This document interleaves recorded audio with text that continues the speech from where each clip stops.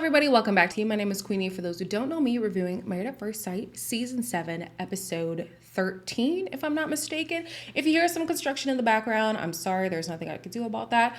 Also, if this video is a little laggy, I have to upload it quick. If you watch multiple videos on my channel, you're probably like, I already heard this. I'm sorry, I have to do the disclaimer every time. I will be moving tomorrow, so the episodes, they just gonna be a little rough for the next few days, okay?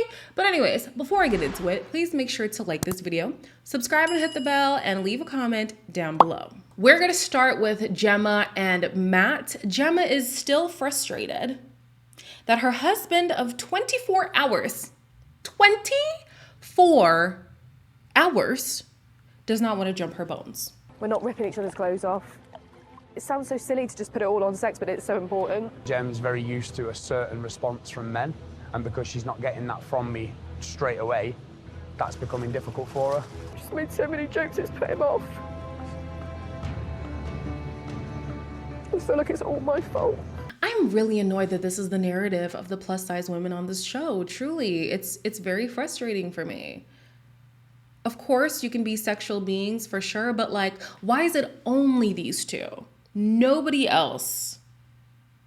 I don't like it. Either way, talking about Gemma, she's laying it on way too thick. It's distasteful. She's almost making it seem like if she doesn't touch him, she will die. She's like, I have to be in contact with him. And girl, what were you doing before the wedding? You were doing just fine. You'll be fine. To spark a little bit of romance and maybe iron out some of their issues, they go on a carriage ride. I was letting myself feel rejected. It's nothing that he's necessarily done. Deflected from how nervous I was by making all the jokes I did. It's okay. As a child, because I was speaking unless I was spoken to. Yeah.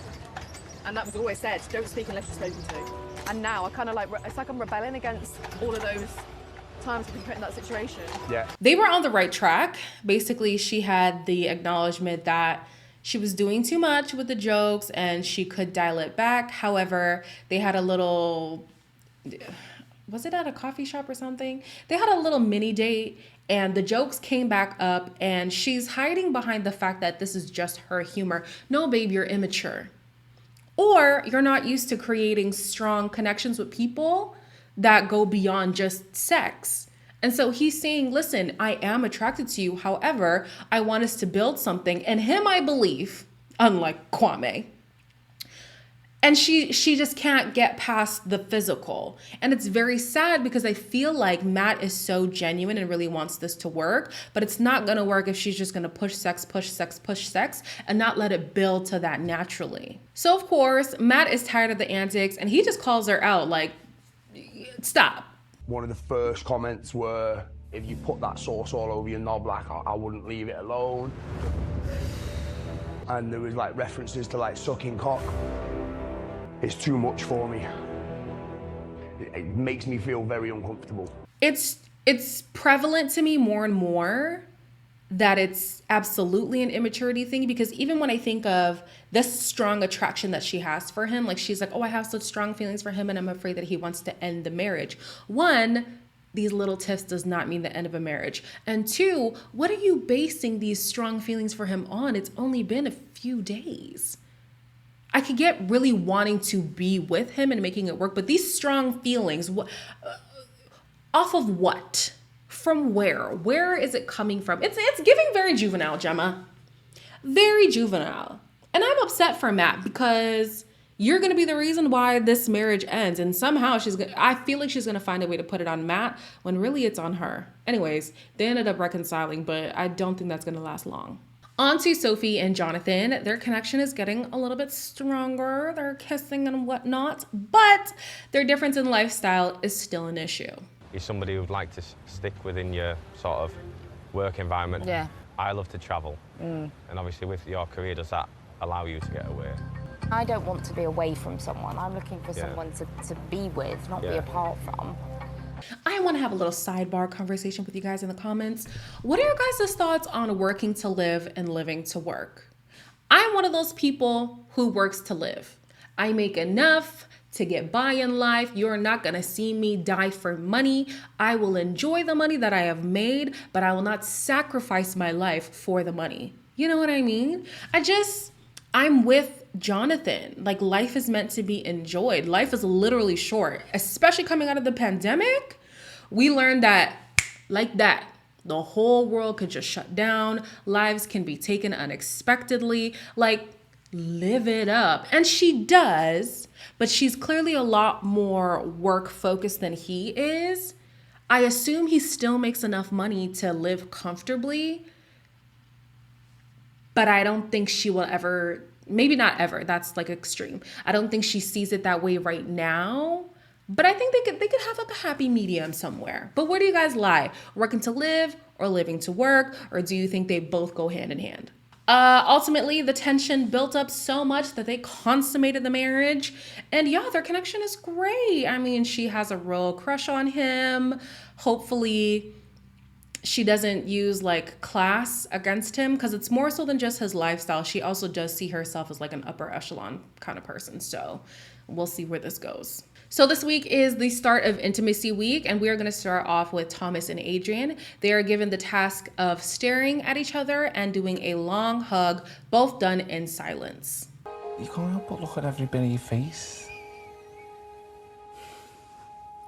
I'm dumbfounded. I've got this feeling that I want to kiss them.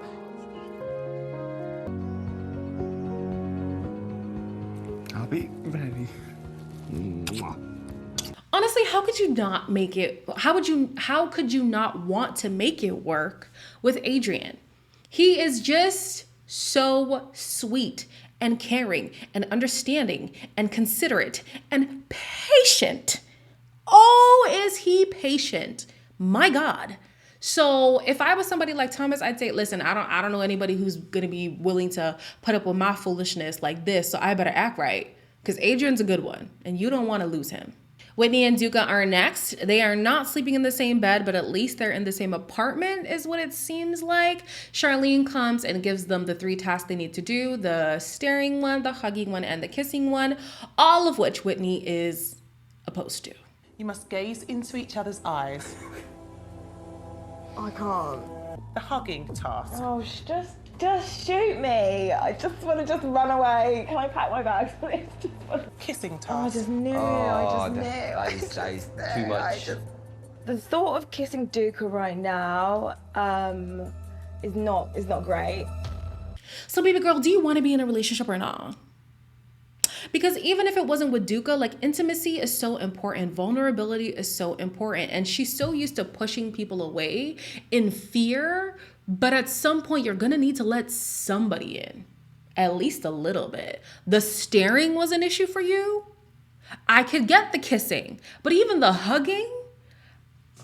Come on, babies. We're going to have to try a little bit harder, because relationships take work. It takes 2 to tango. All right? Let's take some initiative here.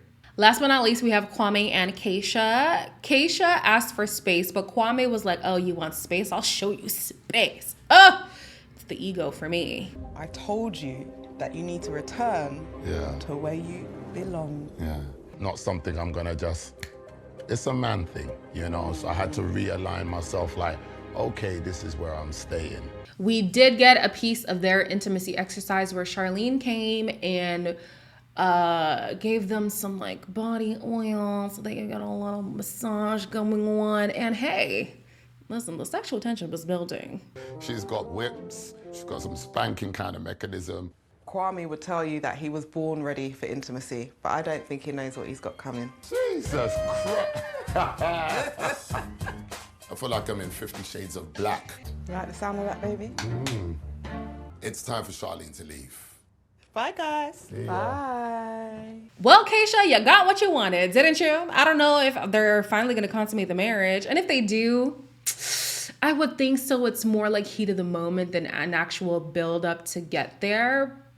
But if that's what they want, then I guess that's what they want. I still don't think sex is the best option for them. They do say that they have a friendship. Let's build on that. And let's work towards the sexual intimacy, because right now, like, do y'all even like each other as people?